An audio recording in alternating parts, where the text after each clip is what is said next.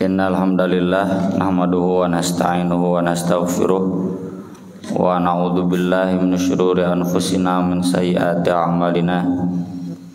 Asyhadu an la ilaha illallah wahdahu la syarikalah wa asyhadu anna Muhammadan abduhu wa rasuluhu alladzi la nabiyya wa la rasula ba'dah. Sallallahu wasallam alaihi wa ala alihi wa sahbihi wa man tabi'ahum bi ihsan. Amma ba'd.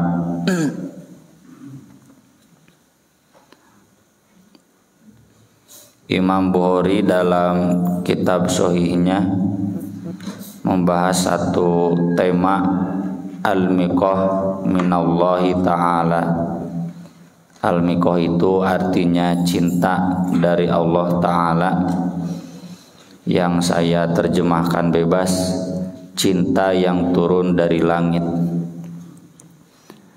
Ini didasarkan pada hadis sahih dari Abu Hurairah radhiyallahu anin Nabi sallallahu alaihi wasallam maqal idza ahabballahu 'abdan, apabila Allah mencintai seorang hamba, nada Jibril, dia akan menyeru Jibril, innallaha yuhibbu fulanan fa'ahibbah, sungguh Allah mencintai fulan, maka cintailah dia.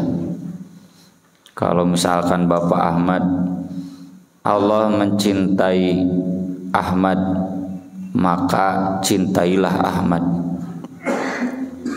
Fayuhibbu Jibril, maka Jibril pun kemudian mencintainya. Otomatis, masa Allah mencintai orang itu Jibril tidak mencintainya? Fayunadi Jibril fi ahli sama, kemudian Jibril pun menyeru penghuni langit. Penghuni langit para malaikat, dan Jibril ini kan pemimpinnya. Disebutkan di surat At-Takwir, muta'ing samma amin, ya, dzi quwwatin inda dzil arsy makin, muta'ing samma amin. Dzi quwwatin itu yang memiliki kekuatan, karena ketika Allah berfirman dalam surat Saba itu, semuanya pingsan malaikat itu. Yang pertama kali bangun itu malaikat Jibril, ya. Oleh karena itu firman Allah, wahyu Allah diamanahkannya ke Jibril, karena dia hanya yang mampu, ya, mengemban firman Allah, wahyu Allah. Ingdadzil arsy, di sisi pemilik aras yaitu Allah, makin, memiliki tempat yang khusus. Muta'in, ditaati, Jibril ditaati oleh para malaikat, sama di sana, amin, juga dipercaya, ya. Jadi kenapa Allah memanggil Jibril, tidak memanggil malaikat lainnya? Ya karena beliau presidennya malaikat, ya. Atau luhutnya malaikat mungkin. Hari Pak hari. Fayunadi Jibril, lalu Jibril pun menyeru fi ahli sama, penghuni langit, innallaha yuhibbu fulanan, sungguh Allah mencintai fulan, fahibbu. Ya, kalau tadi Pak Ahmad, hei penghuni langit para malaikat, Allah mencintai Bapak Ahmad, kalian harus mencintainya.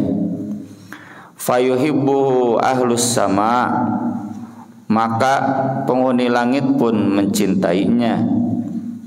Summa yudha'u lahul qabulu fi ahlil ard, kemudian ditetapkan untuknya penerimaan atau cinta di penghuni bumi. Jadi ketika Allah mencintai seorang hamba, dia memanggil Jibril, menyuruhnya mencintainya, otomatis Jibril pun mencintainya. Kemudian Jibril menyeru penghuni langit, malaikat disuruh mencintai Bapak Ahmad tadi, Dan ketika semua yang di langit mencintai orang itu, otomatis orang itu akan dicintai oleh penduduk bumi. Itu yang dimaksud al-miqah minallah, cinta yang turun dari langit dalam bahasa saya. Dalam Fathul Bari, Ibnu Hajar al-Asqalani menjelaskan istilah miqah itu diambil dari hadis Abu Umamah riwayat Ahmad, Ibn Abi Syaibah dan At-Tabrani. Al-miqah minallah wasid minas sama. Kecintaan itu datangnya dari Allah. Sid itu dari saut, ya, suara, seruan. Tapi seruannya seruan yang baik, dan penyebutan yang baik minas sama, turun dari langit. Fa idza ahabballahu abdan, dan seterusnya sama dengan yang di atas. Maka apabila Allah mencintai seorang hamba, selanjutnya sama seperti riwayat Bukhari. Jadi yang dijelaskan dalam riwayat Bukhari di atas itu, di riwayat Ahmad disebutkan ini adalah al-miqah minallah wasid minas sama.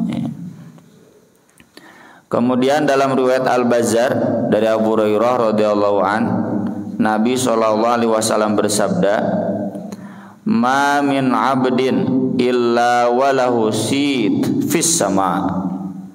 Tidak ada seorang hamba pun melainkan memiliki penyebutan di langit, pengakuan di langit. Fa in kana hasanan wudi'a lahu wudi'a fil ard. Jika penyebutan di langitnya baik, malaikat mencintai orang itu, wudi'a fil ard, maka akan diturunkan ke bumi pengakuan baik itu. Wa in kana sayyi'an, jika itu jelek, wudi'a fil ardi, maka juga akan diturunkan ke bumi. Hadis ini hakikatnya mengajarkan kepada kita, kalau ada seseorang yang dicintai oleh penghuni bumi, berarti dia dicintai oleh Allah. Suka tidak suka, kenal tidak kenal, kita harus mencintai orang itu. Demikian juga kalau ada orang yang dibenci oleh penghuni bumi, maka itu pertanda bahwa dia dibenci oleh Allah, dibenci oleh malaikat. Suka tidak suka, kenal tidak kenal, meskipun sobat, harus kita benci. Meski tentu penghuni bumi yang di sini penghuni bumi yang sealur dengan Allah dan malaikat, ya, lain orang kafir. Penghuni bumi di sini adalah orang-orang Islam. Orang-orang Islam itu kita kerucutkan lagi ahli-ahli pengajian. Karena sekarang banyak orang Islam yang sekuler, ya, mereka ngaku Islam. Kalau dulu istilahnya Islam abangan, ya, tapi mereka tidak mengkaji Islam, tidak mengamalkan Islam. Ini masih jauh dari tuntunan Allah dan Rasulnya. Orang Islam yang kita maksud, orang Islam dia ahli pengajian. Baik itu ahli pengajian dari NU, dari Muhammadiyah, dari Persis, dari Salafi, dan lain-lain. Maaf yang tidak tersebut. Atau yang non partisan, ya, yang non partai, yang non ormas. Selama mereka ahli pengajian, belajar Islam, mengamalkan Islam, maka kecintaan dan kebencian mereka itu harus dijadikan barometer. Kalau ini ada seseorang yang dibenci oleh umat Islam, umat Islamnya tadinya tukang ngaji, ya, orang-orang yang konsisten dengan nilai-nilai kebaikan, bukan dengan nilai-nilai pragmatisme, objektif, itu dasarnya selalu Quran Sunnah, maka kita harus cinta orang itu.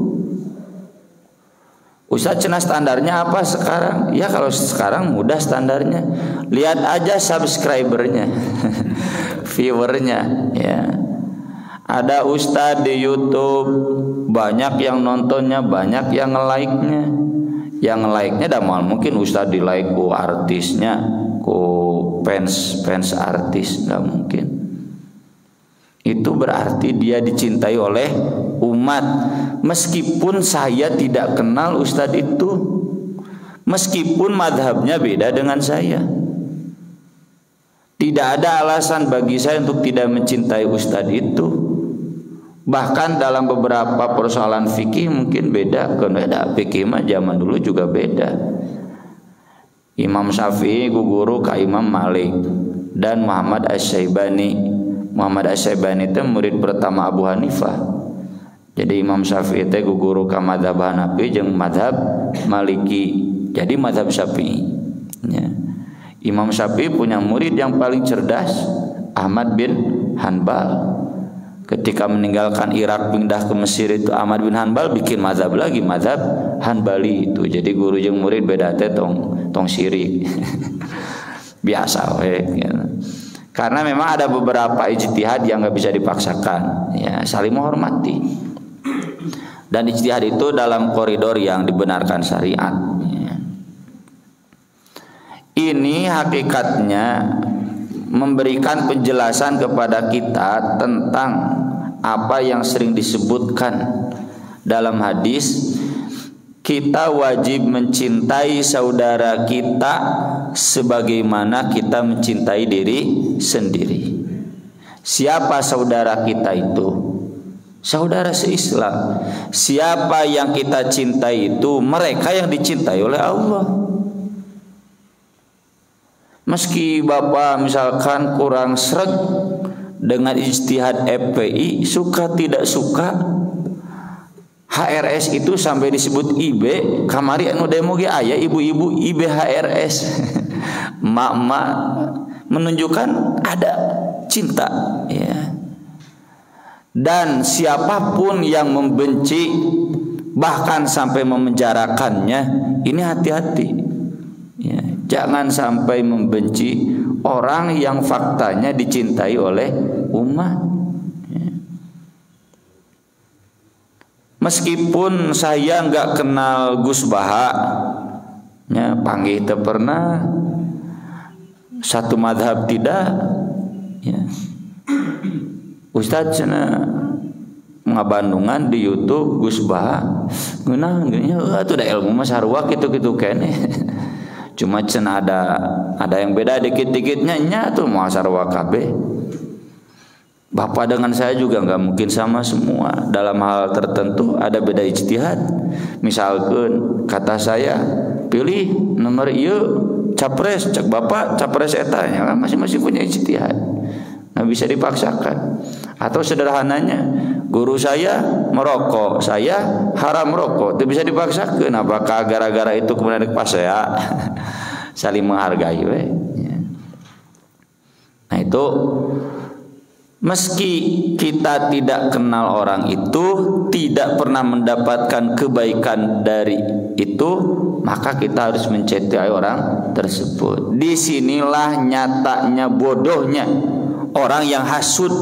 Nah naonan sok hasud karena dia di DKM-nya lebih dicintai oleh umat,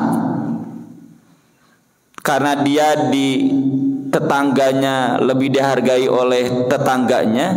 Urang hasud cing naon alasan? Goreng pisan tah teh kotor. Apa susahnya kita mencintai orang yang memang Allah mencintainya? Oh cenah da si eta mah munafik kela tong sok waka nuduh kan. Tuduhan munafik itu tabayun dulu. Sok ngobrol atuh.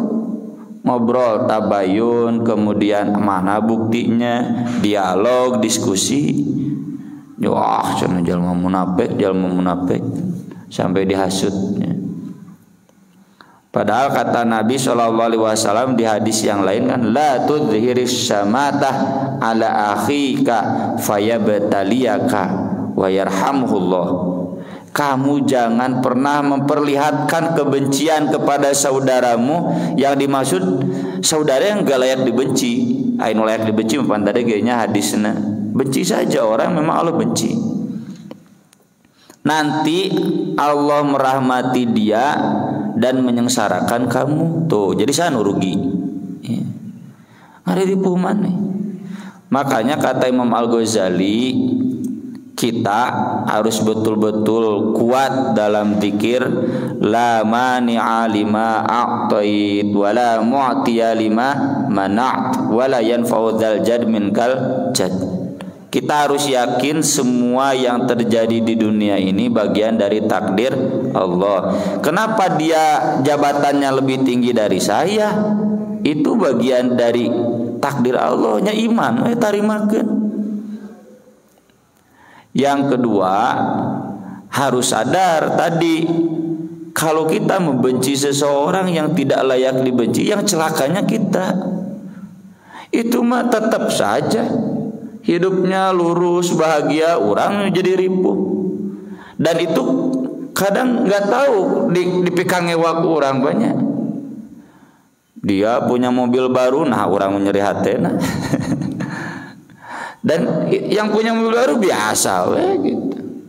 Atau itu yang lebih dihormati oleh jamaah, kenapa kita yang tersinggung? Dan dia tetap dihormati, justru orang menjadi dimusuhan. Rugi kan? Yang ketiga kata Imam Al-Ghazali, biasakan dobrak itu sifat membenci itu dengan mengucapkan tahniah atau takziah ketika dia susah. Ketika dia senang, selamat ya wilujeng barokallah. Meskipun dalam hati masih ada jengkel, dongkol. Dan itu bukan munafik, Pak. Ai munafik mah dia ngomong selamat ya, bari dalam hatinya nggak ada kesadaran untuk menghilangkan itu. Api-api we pura-pura. Kalau ini mah dia sadar sifat itu jelek, harus dihilangkan, makanya dia dobrak dengan datang. Barokallah, semoga lebih berkah, semoga tambah manfaat. Jadi dobrak tuh, perasaan benci itu. Apa susahnya kita memuji seseorang meski nggak usah di hadapan? Ya, saya misalkan ditanya, Ustadz itu Buya Yahya gini cina galaknya itu kasus Semeru begini. Iya, kalau kita jujur dengan Quran Sunnah semuanya sama, semua mazhab dalam hal yang prinsipil itu nggak mungkin beda. Ya, beliau begini, misalnya saya tambah pujian, harus begitu. Meskipun Buya Yahya teu apal ka abdi, jeung moal untung dipuji ku abdi, biasa-biasa dipuji teu kayak gitu. Tapi itu harus kita sampaikan, ya. Terutama dengan orang-orang yang dekat, satu DKM, satu yayasan, satu lembaga, satu perusahaan, satu ormas, satu partai. Kan konflik problem umat Islam terbesar teh sehingga hiji banyak punya hese alalakur. Kenapa? Ini karena kurang kesadaran, kata Imam Al-Ghazali yang tadi, kurang kesadaran al-miqah minallah.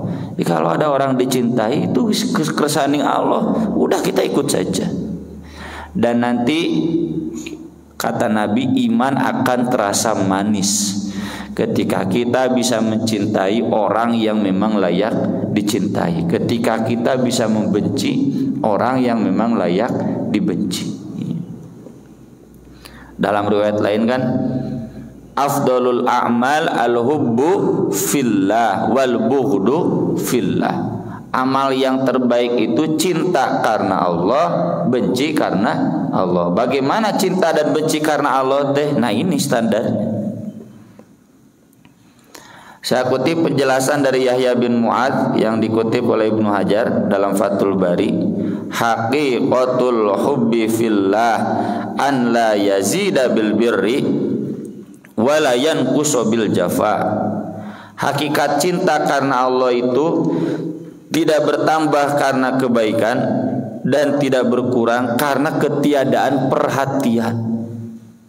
Saya mencintai Bapak Ahmad bukan karena Bapak Ahmad memberi ke saya. Saya mencintai Bapak Ahmad meski Bapak Ahmad teu mere ka abdi. Ari batur dibere, ari abdi henteu. Aya nyeri hati, apa alasannya? Berarti masih kotor hati kita.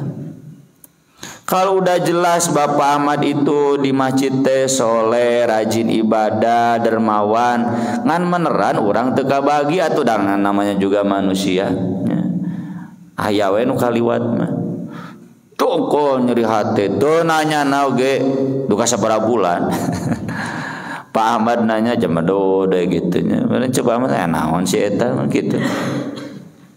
Ini berarti menunjukkan kotornya hati kita, buru bersihan. Yang namanya cinta karena Allah itu tadi, terlepas Bapak Ahmad ada jasa ke saya atau tidak ada, karena dia dicintai Allah, saya harus mencintai dia. Meski bukan berarti kalau saya menghormat guru saya karena pernah diajari oleh beliau-beliau, saya berbakti ke orang tua karena diurus oleh beliau, bukan berarti salah, eta mah kewajiban, ya. Tapi cinta karena Allah itu lebih dari itu, ya. Ada kan orang itu gimana pemberian, terutama ya partisan partai politik, ya. Wah ngabela SBY gitunya dari bere dieureunkeun ku SBY na pindah ka Jokowi gitu kan ya. Kayak kedeung deui mun dieureunkeun ku Jokowi kieu deui ya. Itu gara-gara dia cintanya palsu, bukan cinta yang tulus karena Allah, tapi cinta karena kepentingan, pragmatisme ya. Lalu bagaimana maksud cinta Allah, malaikat dan manusia itu? Al-Hafidz Ibnu Hajar menjelaskan, wal muradu bihabbatillah iradatul khairil abdi wa husulis thawabi lahu. Yang dimaksud cinta Allah adalah menghendaki kebaikan untuk hamba tersebut dan memberinya pahala.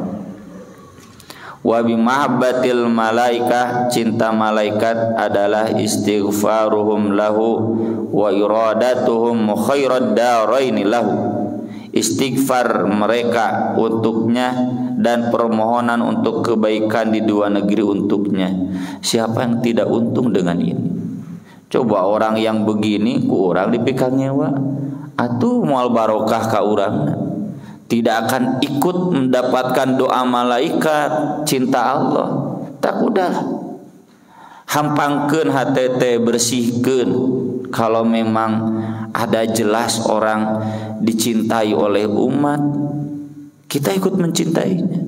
Apa susahnya? Wa mailu qulubihim ilaihi likaunihi muti'an lillahi muhibban lah. Termasuk kecondongan hati malaikat kepadanya karena hamba tersebut taat dan cinta kepada Allah. Wa mahabbatul ibadilahu, dan cinta manusia untuknya i'tiqaduhum fihil khaira, keyakinan mereka yang selalu baik kepadanya. Jadi kan kita tadi mencintai orang, dicintai Allah, kita harus selalu berprasangka baik, mendoakan kebaikan, menilai baik kepada orang tersebut. Wa iradatuhum daf'a syarri anhum ma'amkan, dan upaya mereka untuk menghilangkan gangguan darinya semaksimal mungkin. Saya harus berusaha semaksimal mungkin agar Bapak Ahmad ini tidak tercemarkan nama baiknya. Kalau ada sesuatu yang jelek, menutup aibnya dan selalu mendoakan kebaikan untuknya. Dan ketika kita melihat ada orang yang begitu oleh umatnya dicintai, dibela, dikawal, ya, didoakan, dijaga, majelis-majelisnya selalu penuh, ya. Ini terlepas mau salafi, mau apa. Makanya saya nggak habis pikirnya anu rame dina YouTube-nya salafi jeung Nahdien silih tembak, silih cekek. Harusnya dialog saja. Mujadalah billati ya ahsan, nggak usah harus saling menghasut, ya. Nuyu wah gitu. Ya selintas, dan saya juga tahu dari staf-staf ya, dari santri. Soal cenah kieu. Harusnya nggak boleh ya, mohon maaf, bukan saya mendikte gitu. Harusnya kita semua, apalagi yang tampil di depan publik, menyejukkan ya, memberikan aura positif. Kalau memang jelas kan, gimana pun bahasa Salafi itu umat Islam, mereka ahli ibadah, ustadz-ustadznya dicintai ya oleh umatnya, majelisnya banyak. Najan orang misalkan saya bukan Salafi, ya nggak apa-apa. Kalaupun ada yang aneh dari Salafi, husnudon. Masa cenah ini mengkritik Asy'ariyahnya husnudon, tinggal ngobrol. Masa ini mengkritik begini-begini dianggap musyriknya, tinggal husnudon, ngobrol. Jangan kemudian dijelek-jelekan. Sama misalkan Salafi KNU, wah beaknya. Nah diin teh musyrik, teh ahli bid'ah, teh finnar. Wah geus neraka teh pinu ku NU cek Salafi. Menurut saya kurang pas ya. Jadi seharusnya hal-hal yang berbedanya dijelaskan perbedaannya dengan ahsan ya, dengan baik. Oh, mungkin kalau menurut NU itu tawasul itu begini. Menjelaskannya dengan respect ya. Dan itu juga berlaku bagi kita ya. Bagi kita dalam semua hal-hal yang beda sesama para pecinta Tuhan, kita harus saling menjaga, menghargai, menutup aib. Dalam riwayat Ahmad dan At-Tabrani dijelaskan penyebab datangnya cinta Allah Subhanahu wa taala. Innal abda la yaltamisu maradatullah fala yazalu bidzalik. Ada seorang hamba yang mencari keridhaan Allah dan terus menerus ia seperti itu. Fayaqulullah li Jibril, hingga Allah berfirman kepada Jibril, inna fulanan abdi yaltamisu an yurdiyani. Sesungguhnya si fulan, misalkan tadi Bapak Ahmad, hambaku mencari keridhaanku. Ala wa inna rahmati alaih, sungguh rahmatku tercurah untuknya. Fayaqulu Jibril, Jibril pun kemudian berkata, rahmatullah ala fulan, rahmat Allah untuk fulan ya. Jang Pak Ahmad.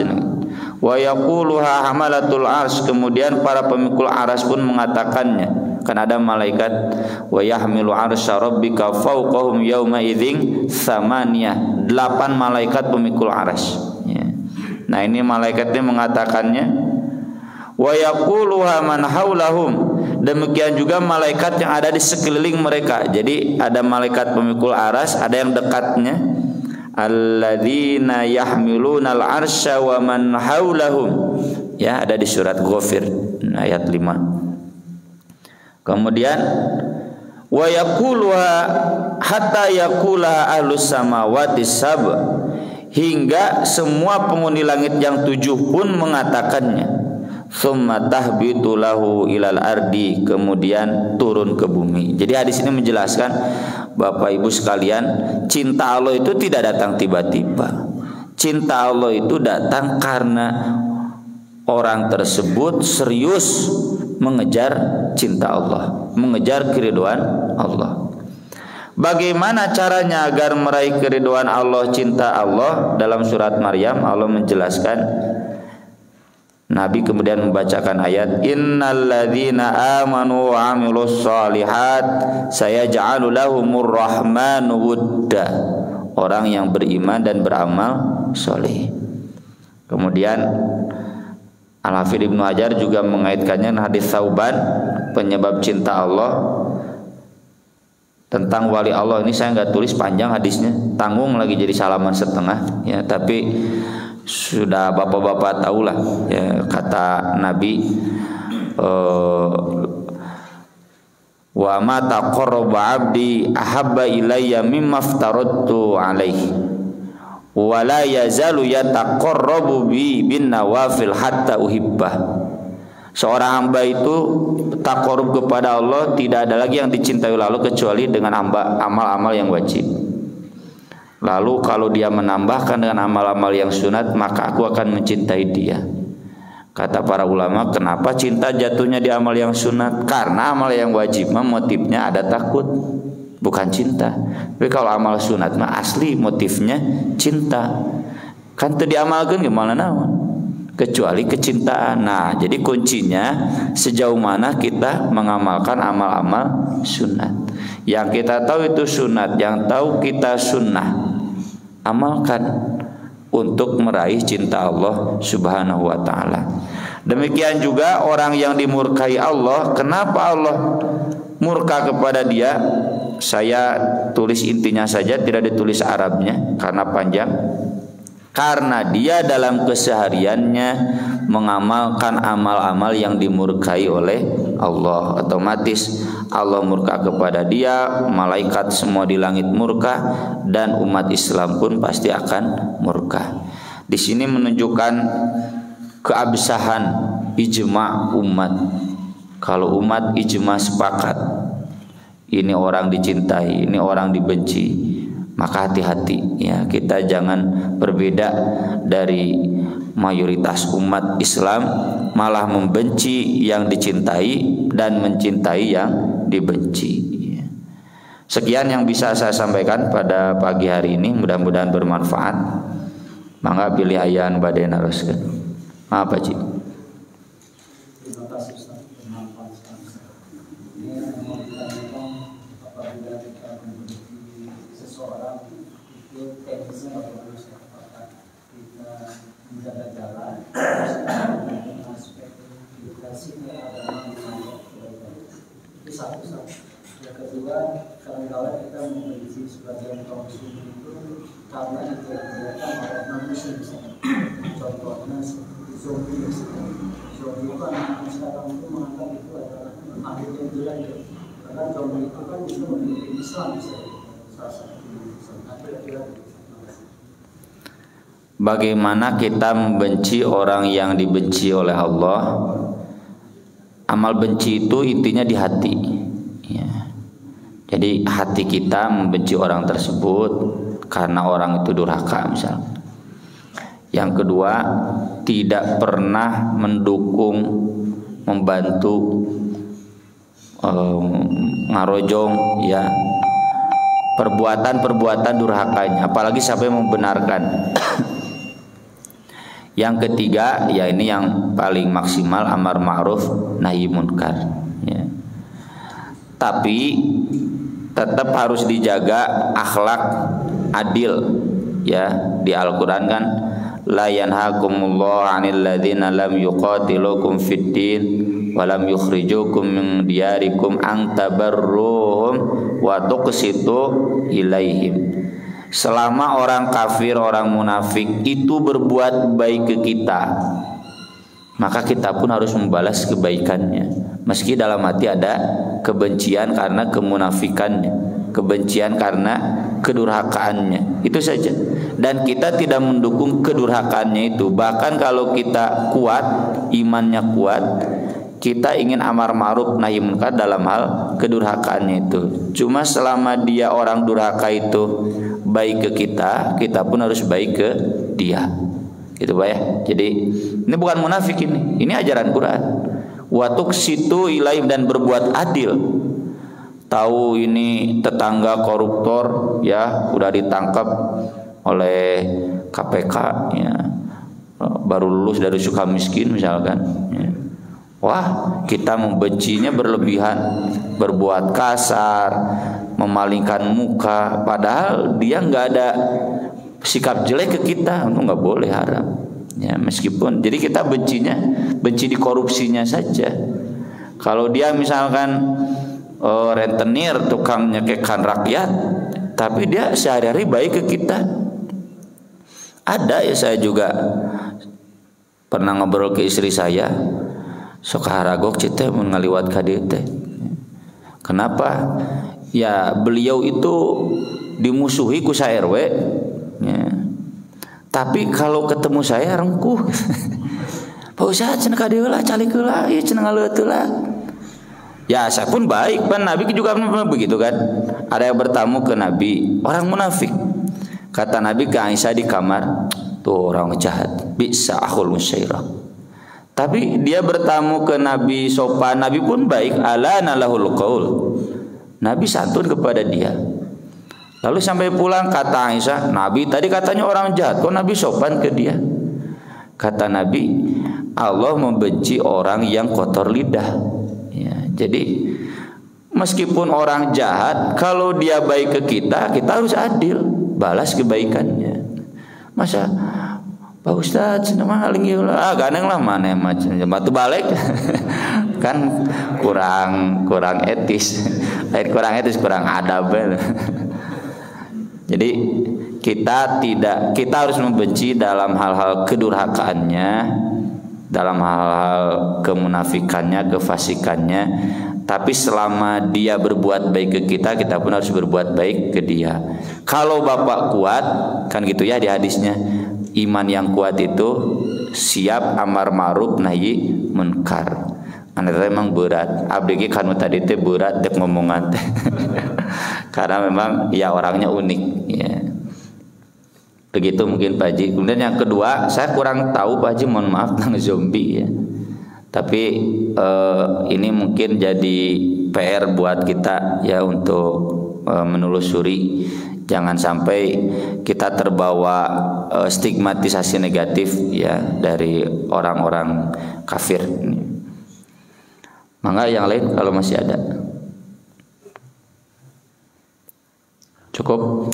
Ya, baik kalau cukup terima kasih, mudah-mudahan bermanfaat.